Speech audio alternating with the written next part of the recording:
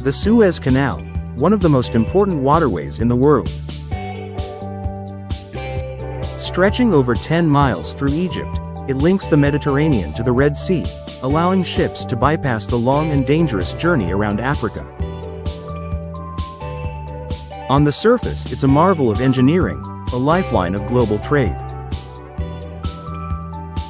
But behind its construction lies a story of suffering, exploitation, and untold human cost. This is the dark truth behind the Suez Canal. The idea of connecting the seas wasn't new. Ancient pharaohs dreamed of it and Napoleon considered it during his invasion of Egypt, but it wasn't until the mid-1800s that French diplomat Ferdinand de Lesseps brought the plan to life. He promised modernization, progress, and wealth. What he didn't reveal was the price ordinary Egyptians would pay. Tens of thousands of Egyptian peasants, called fellahin, were forced into backbreaking labor. The Khedive of Egypt, desperate to modernize, conscripted his own people into what became one of the harshest mass labor projects in history. These men dug the canal almost entirely by hand.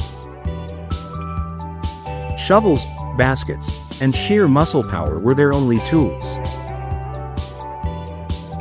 In the scorching desert sun, workers carved a channel through sand and rock with little food, no proper housing, and almost no medical care. The death toll was staggering. Historians estimate that as many as 120,000 Egyptians died during the canal's construction.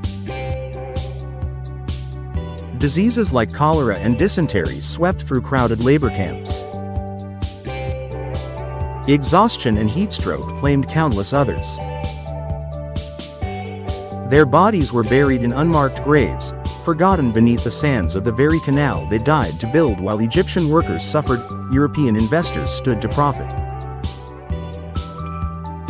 France and later Britain gained enormous control over the canal, siphoning wealth from Egypt's land and labor.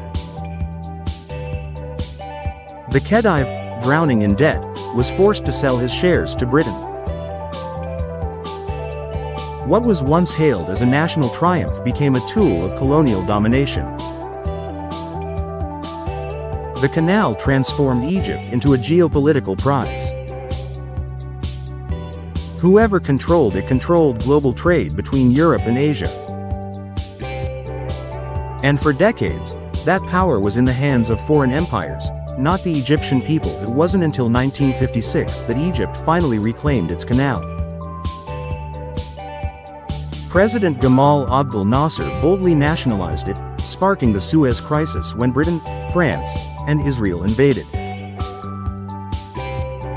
Though Egypt stood firm, the scars of exploitation ran deep. The canal was built with Egyptian blood, yet for nearly a century, its wealth flowed elsewhere.